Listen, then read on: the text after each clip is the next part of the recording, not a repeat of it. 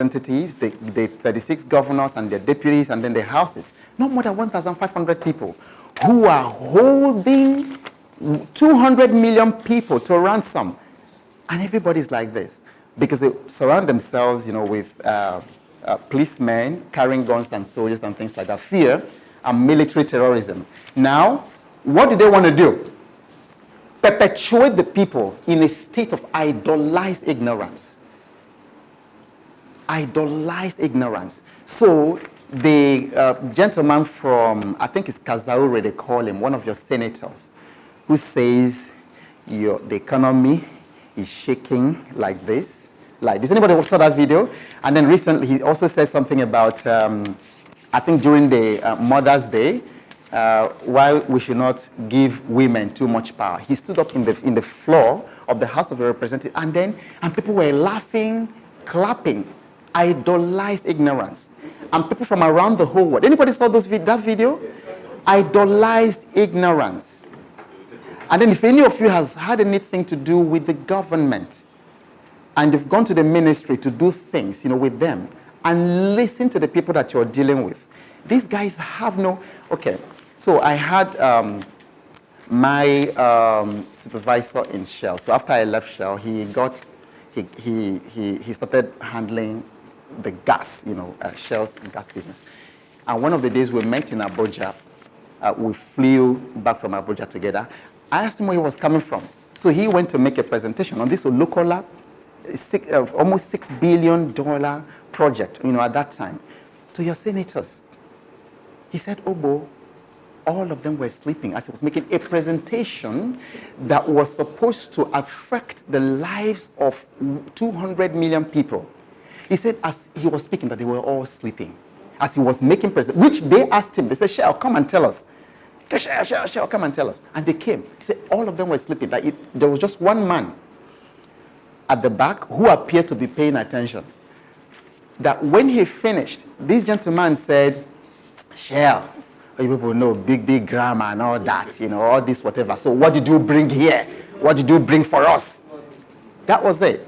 Idolized ignorance. Okay? And then look at it, talked about impregnation of their minds. It's terrible that Lord Lugard used that sort of thing. Because Africa is where we are today, because all these things things we're discussing, things impregnated in our minds, and they're holding us back. Today, Africa is 26% of the world's population at 1.3 something billion people. But anybody here knows what Africa's GDP contribution to global GDP is? 3%. With 26% of the planet, but our GDP contribution to world GDP, 3%. 3%. And then when you come to the 3%, because I'm in the know, that 3% is mostly coming from multinationals and foreigners who are running businesses here, not even native African business. And then somebody did a survey recently. There are not more than 400 African businesses with a valuation of 1 billion. 1 billion and above, 400 in the whole of the continent. Whereas, in one state in the US, for instance, yeah, you have several people, you have thousands of businesses with valuations of $1 billion and more. We need to change the narrative. We need to change the mental models that we're using to make decisions and then create policies. And then here, this is something I also want to deal with in this retreat. So, it's so that we're lacking in self-control, discipline, and foresight. Okay? And I often told this story. I've told you, some of you may have heard, the story about one of the days I took, some years ago, I took a writing holiday. I went to the UK to spend a week just to do some writing. So when I got into my hotel in central London, I turned on the television just about the time that the then secretary of the education secretary, as they call them, I think that's our own equivalent of the Minister of Education, was making presentation to the Parliament. I'm not a television watcher, but this woman held me spellbound. I had to watch that for more than 1 hour. And then what I was hearing, she was saying things like, in the next 25 years, this is how mathematics is going to be in the UK. Asia has overtaken this and that in mathematics in the UK, so we need to do this. Then in the next 50 years, this and that mathematics. Such details. They were already thinking 50 years, 25 years ahead of time. But here we can't even sustain a transition. A governor comes in, he abandons all the things that the other governor did and starts his own, so that he will have self-glory, and then we never have anything. So we lack discipline and foresight.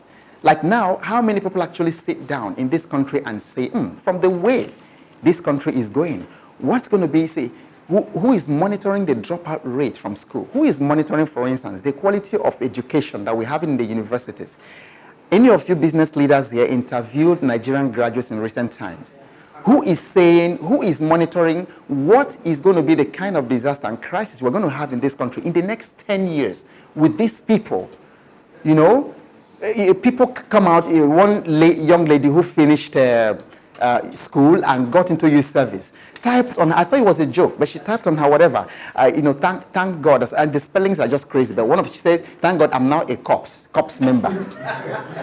Anybody saw it? Yeah. It was out there. I'm now a COPS member. She didn't see the difference, and there are so many, disturbing things like that, trends. So who sits down to say, what's going to happen to this country?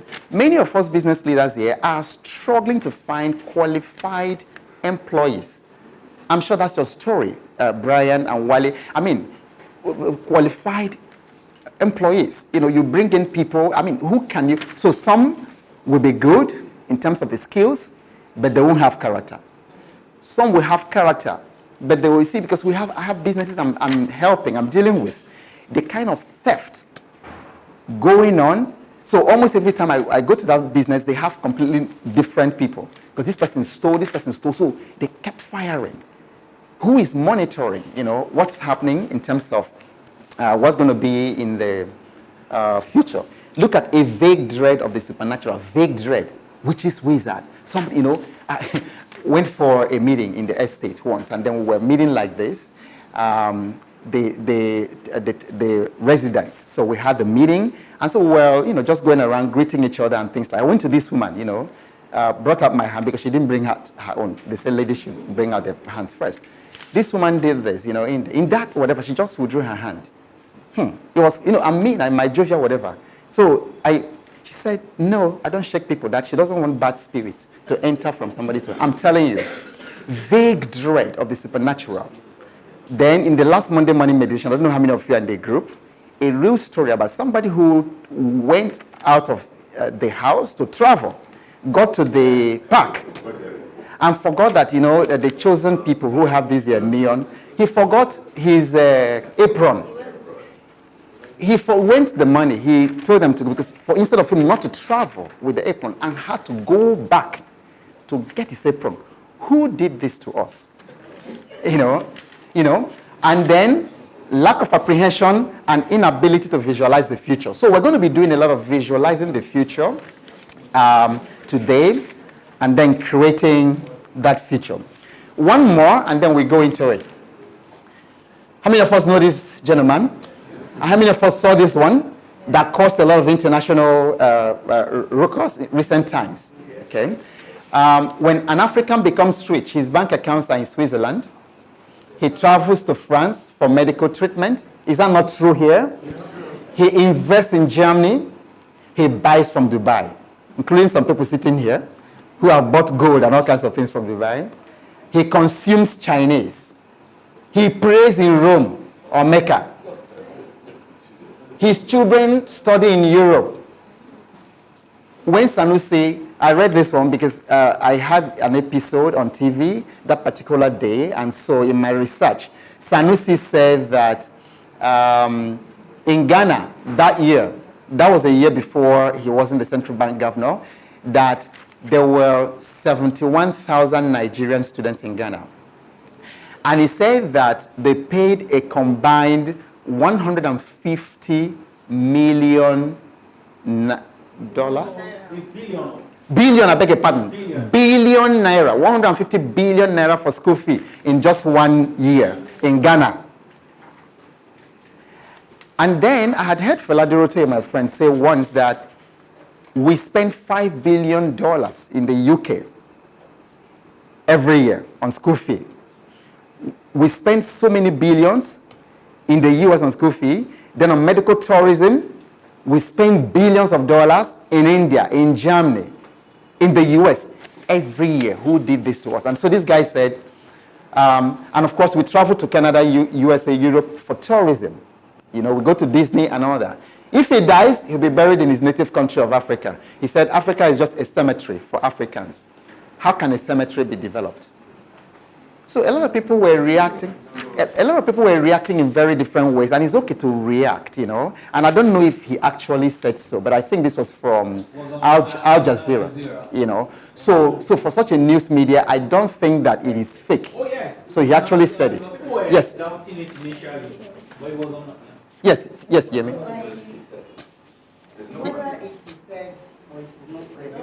Yes, no, go ahead, use it. It is the truth. And then, when we look at it, let's not be biased or let's not be too sentimental about it.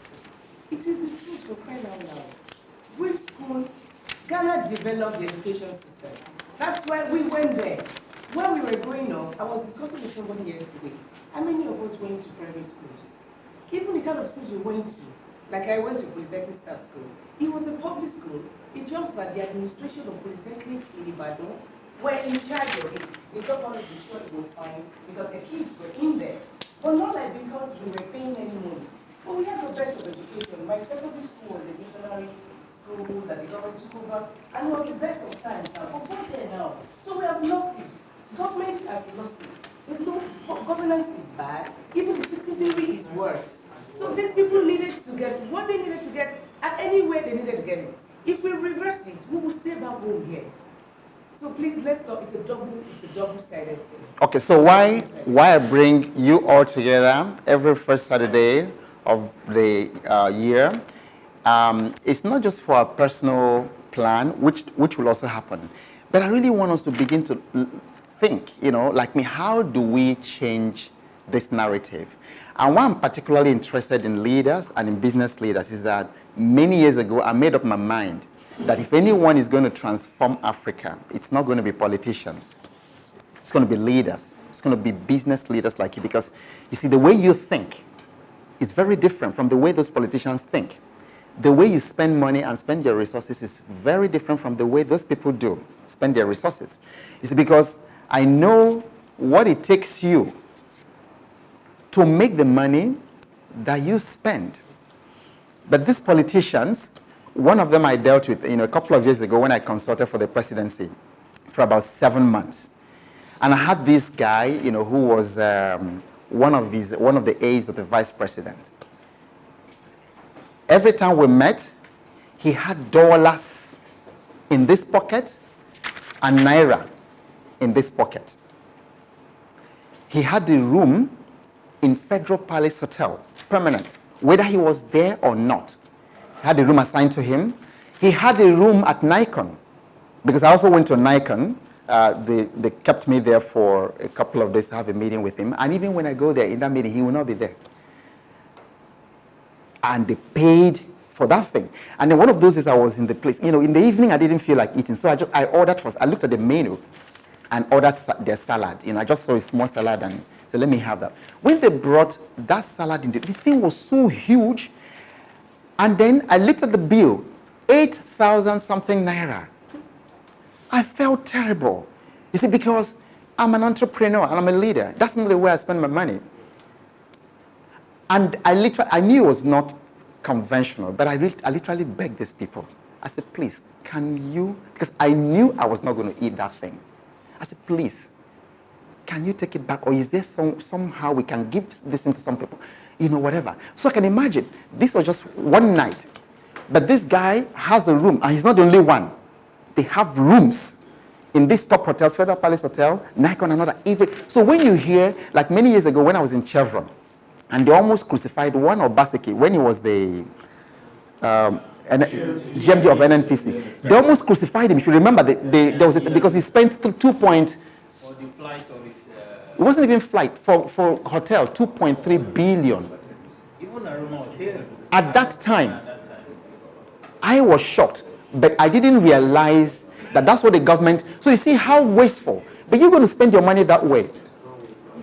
Is anybody sitting here going to spend your money that way? Going to pay 8,000 naira? It's not as a lot of money, but paying 8,000 naira for food that you're not going to eat, you're not going to finish.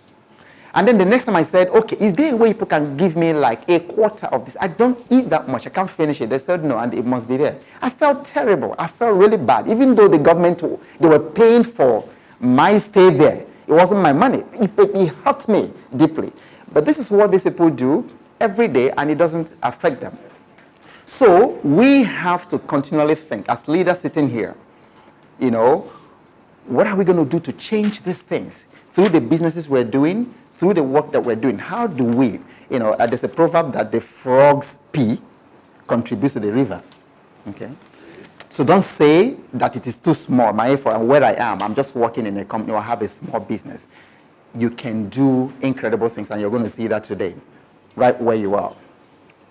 Okay, and of course, somebody commenting on that, Putin's statement said, Africa, if you don't hurry up and build up Africa, basically foreign nations will try and justify colonization of your land due to what population growth. The other countries will say they ain't doing nothing with that land and we need more resources. Dancing, singing, and party time is over. You've got work to do. This is what the foreigner told us. Because what do? We dance, party, every day, and nothing stops it. And this is already happening. Isn't Africa being recolonized by Chinese?